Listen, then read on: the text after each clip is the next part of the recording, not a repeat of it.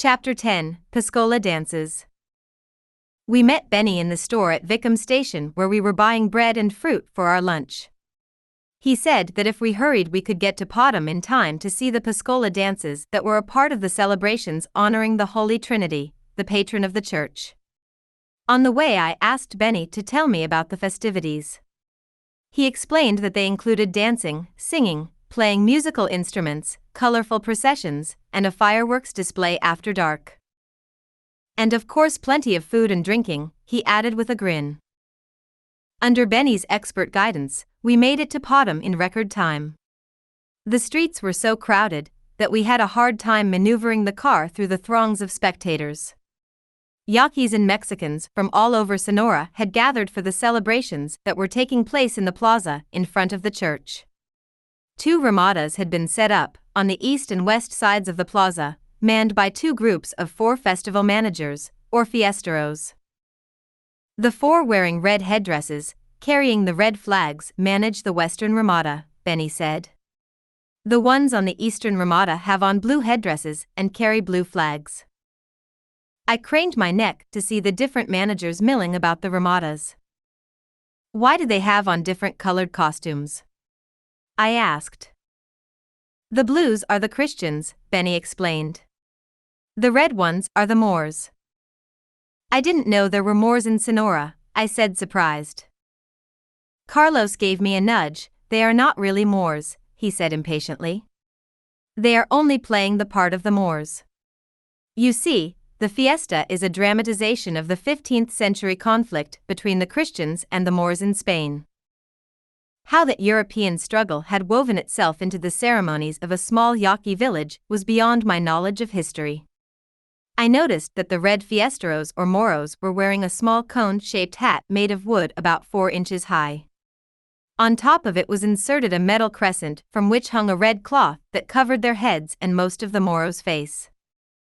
We have to keep our eyes on the blue ones, Carlos said, pointing in the opposite direction.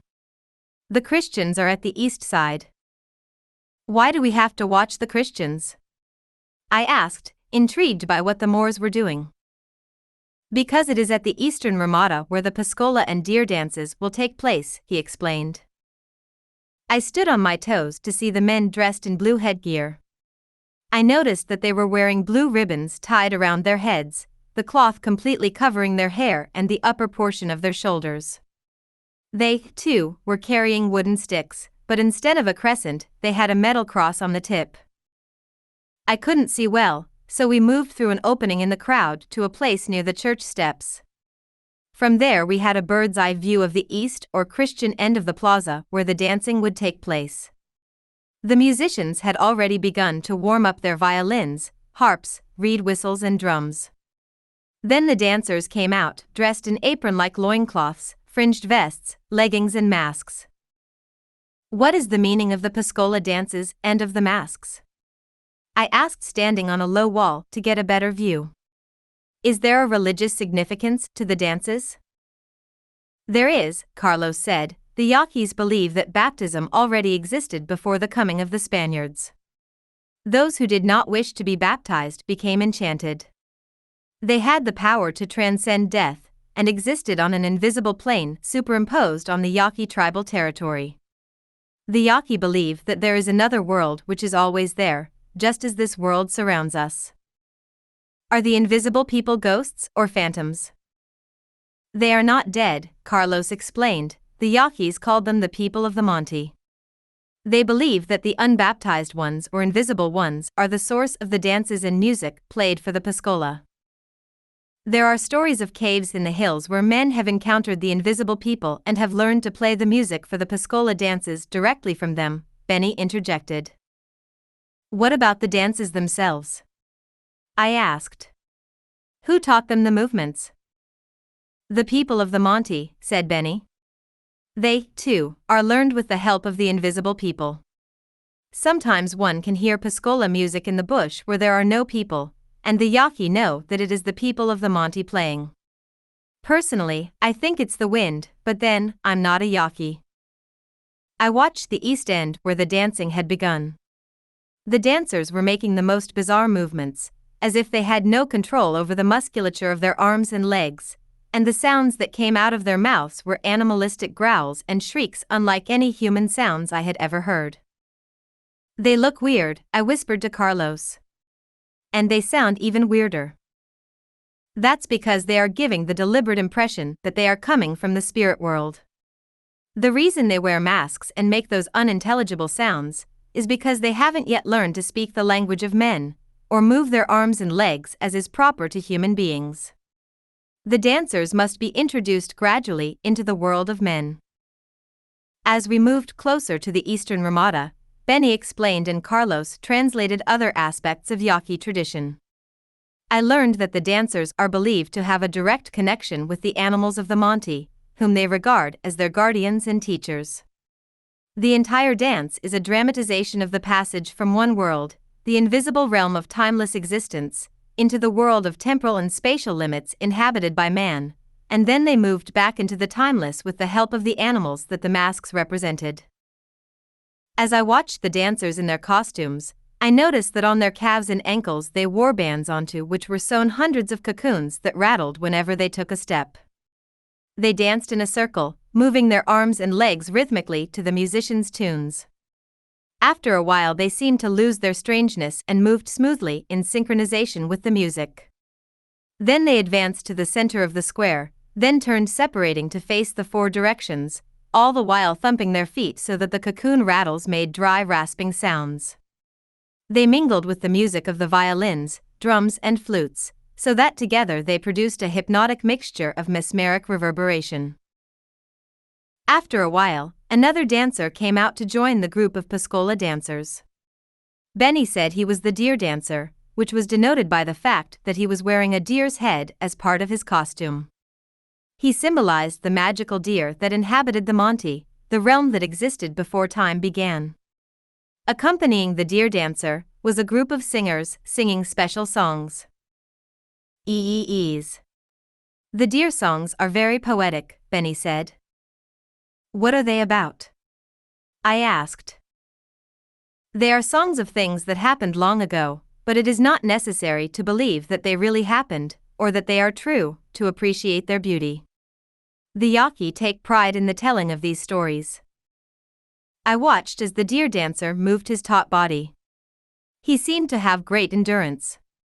His head was bowed as if in a trance, induced by the rhythmic shakes of the giant gourd rattles he held in each hand. He no longer seemed aware of the world around him, as if his own repetitive movements had carried him into another realm. I noticed that the monotonous sounds were also having a deleterious effect on me. I seemed to have entered a mild stupor brought on by the repetitive sound of the instruments and by the rhythmic thumping of the dancer's feet that made the cluster of cocoons on his ankles rattle. At one point, it seemed as if I were viewing the dancer's world superimposed on the reality that was in front of me. The more I focused my attention on the dancer wearing the deer mask, the more my own head began to sway. I heard a voice inside me telling me to keep my eyes on the dancer. His movements seemed particularly smooth, as if he were propelled by an outside force, as if his body was no longer made of flesh and bone. He was fluid, empty, merging with the world of the invisible people and the spirit animals. Perhaps what the Yaqui believed was true, and that dancing and wearing masks allows one to transcend one's humanness, slip outside the grip of time, and momentarily perceive from a different perspective. Like the sorcerers who had trained me, a consummate dancer can grasp knowledge and see things beyond the limitations of his human form. Perhaps, for a moment, through the union with the dance and the sound of the reed whistle, drums, and rattling of 1,000 dry cocoons, he is able to become what he was before the analytic mind began to dominate man. It is a way of regaining his heritage and once again, becoming one with the invisible people of the timeless plane. As I watched the dancers thumping the ground with their legs, and moving in a semicircle, I realized how incomprehensible the world of the Yaqui Indian was to an outsider. Unless a person became a Pascola dancer, steeped in Yaqui ways, one could not really appreciate the events that were taking place, and to be a dancer one had to be a member of the Yaqui culture, and even then, it would take years of training with a master teacher to perfect the art. Unless one learned directly from one of the invisible people or animals of the Monte. It was clear to me that an external description, such as those presented by anthropologists, would not adequately depict what went on inside the Yaqui deer dancer's head. An anthropologist, as an observer, could only describe what he saw from his external vantage point, for example, the costumes, the dance's steps, or the stories that were told by the singers about Yaqui history. The anthropologist would analyze the Yaqui myths, record their music and eventually file them away in the ethnomusicological archives as part of a dying tradition.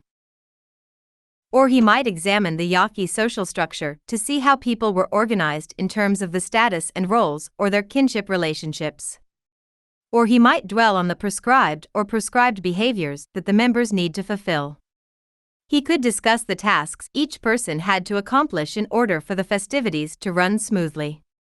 For example, what were the duties of the blue and red fiesteros? Or he might examine the function the festivities and dances had in serving the community or their importance in strengthening social solidarity. It was obvious that the celebrations gave the people a strong sense of communal cohesion. Hundreds had gathered with their families and relatives from neighboring towns to watch the dances, and to wait for food to be served and the drinking to begin.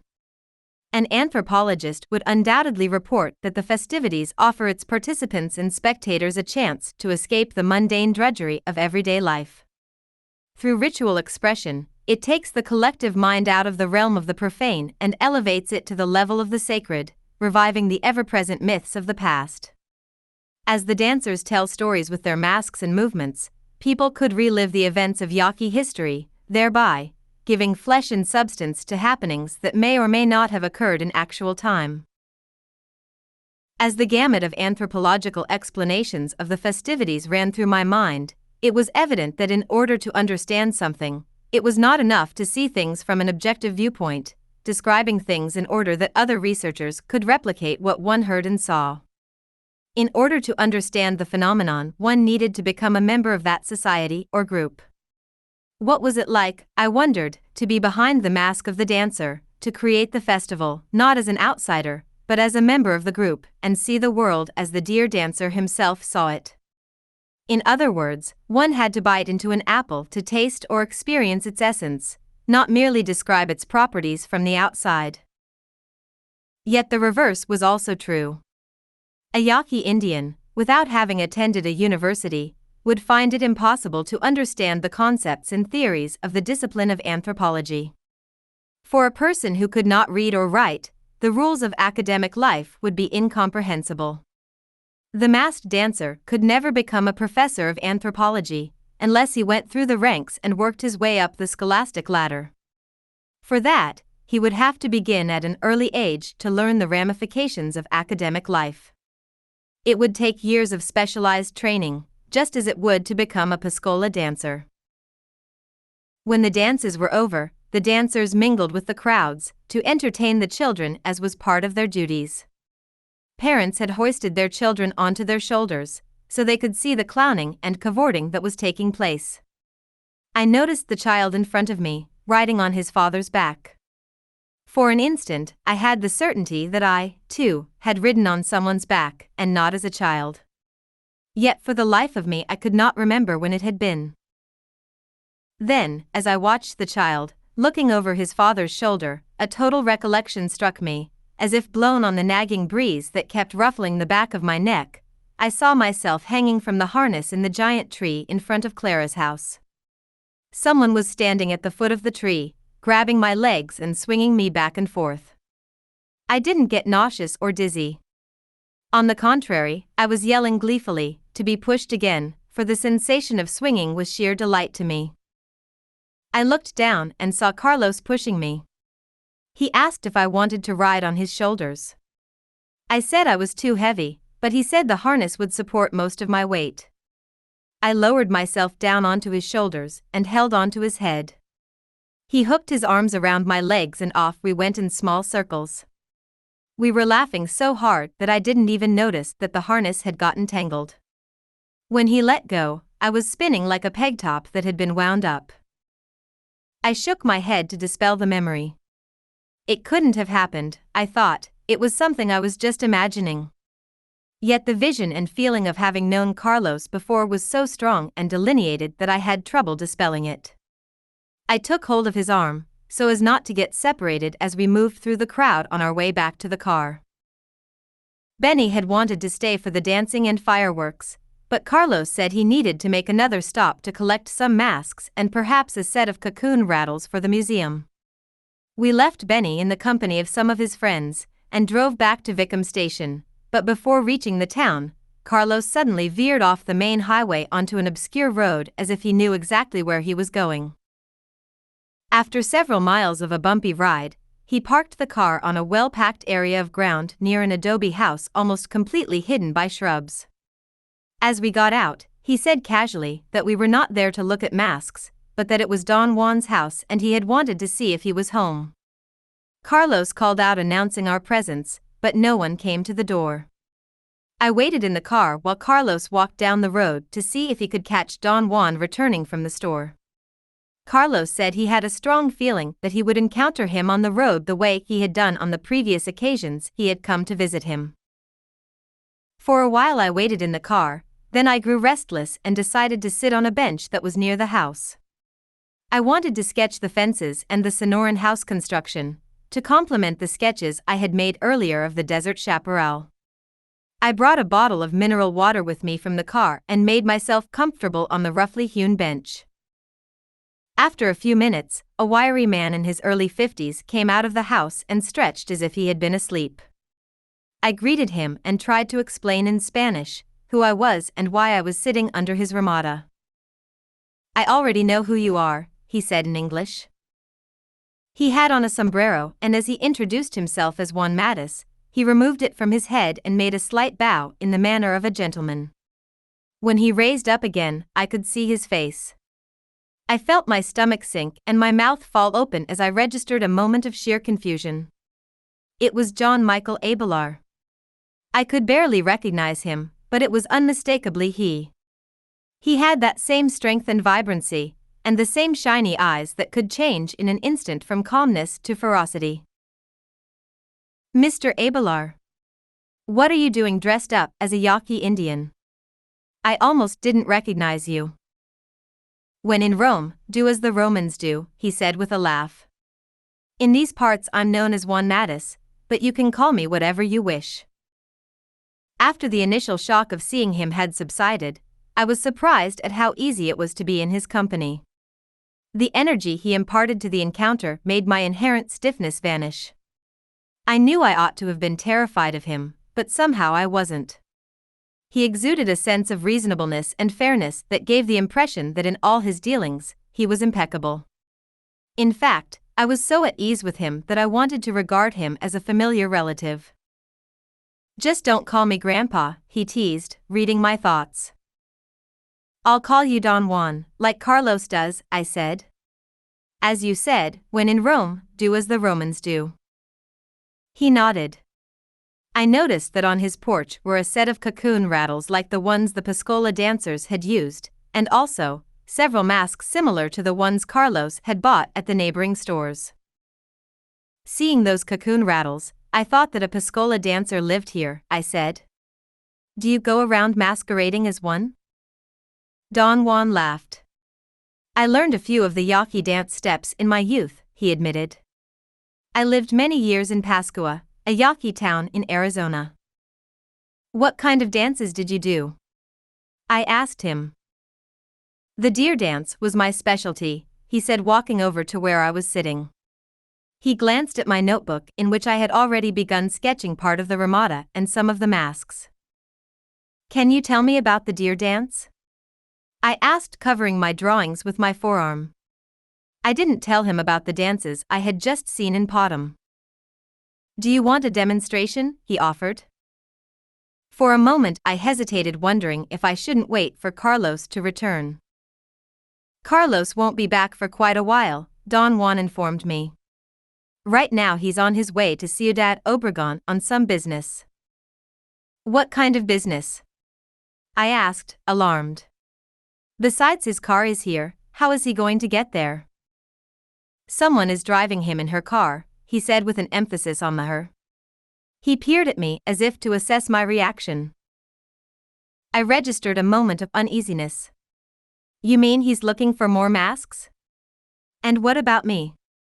What am I supposed to do, wait in the car until he comes back? You're not the only business he has, young lady, Don Juan said sternly. Right now he's occupied elsewhere. He left you here in my care. But when is he coming back? Not tonight, he said tersely. He gave me a look that left no room for any more questions or commentary. You've always been interested in movements and in martial arts, he reminded me. Yaqui dances are quite different from Oriental movements. Don Juan stooped over and began to put on the cocoon rattles that he had removed from a peg. Up close, I could see they were made from hundreds of dried moth larvae sewn onto a wide leather strap which he tied around his calves. Then he reached for a mask of a deer's head, like the one the deer dancer in Potom had worn. Part of it was made out of a real deer's head with ears and a pointed snout and antlers. Don Juan was ready to demonstrate the deer dance. Eagerly, I picked up my pad and pencil to jot down notes. Benny had explained that the masked dancers communicated with the realm of the invisible ones through their movements, but I still did not know how it was done or what the dance steps signified. Don Juan began smoothly sliding his sandaled feet over the dirt floor under the ramada, seemingly brushing the ground with deer hoofs. His back was slightly arched and his head was looking down. With ankles and knees bent, his movements took on a sleek, graceful appearance as if he were identifying with the animal the mask represented. His body became more limber, his movements light yet forceful. He twisted his waist and torso back and forth, swaying his arms rhythmically behind him to the dry rattling sound of the cocoons. Then a series of raspy yet muffled shakes followed as he repeatedly thumped down on the ground, alternating his feet. He began to chant in a monotonous tone in a language I could not understand. The thumping and rattling continued until my eyelids grew heavy. I thought it must be the heat or all the excitement of the day that was making me tired, and I tried hard to keep my eyes open, but soon my head began bobbing up and down just like Don Juan's, until I could no longer stay awake. The last thing I remember was my notepad slipping out of my lap onto the ground, but I did not have the volition to pick it up. I was watching a purple circle of light in front of my eyes opening until I no longer saw a man masquerading as a deer, gyrating to the sound of chanting and cocoon rattles. I was seeing a forest, and standing in front of me gazing back through the opening of the purple eye, was a magnificent deer. The hollow rattling faded into the distance and mingled with the wind rustling the branches of the pines, the leaves on the ground, and with the rushing of a nearby stream.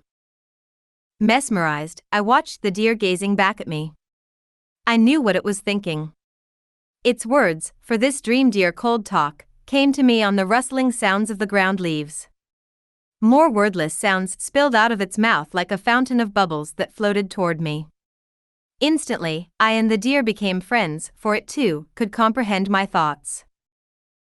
Don't be surprised that you can understand me, said the deer without moving its mouth. Although he spoke without words, that was the meaning his eyes were expressing. If you let go of your limiting ideas of what is real and unreal, all sorts of things can happen. Deer can talk too, and have feelings. I thought, am I dreaming? What happened to the desert? How did I come to this forgotten forest? No sooner had I thought these things, when the deer told me that the forest exists in another realm, the realm of myth, and one enters that realm by letting go of the world in which one lives. But how did this happen? I wondered. Did I just fall asleep? The shaman's rattles helped transport you, explained the deer, its liquid eyes shimmering in the mellow afternoon light. His rhythmic sounds put you to sleep and made you wake in this enchanted realm.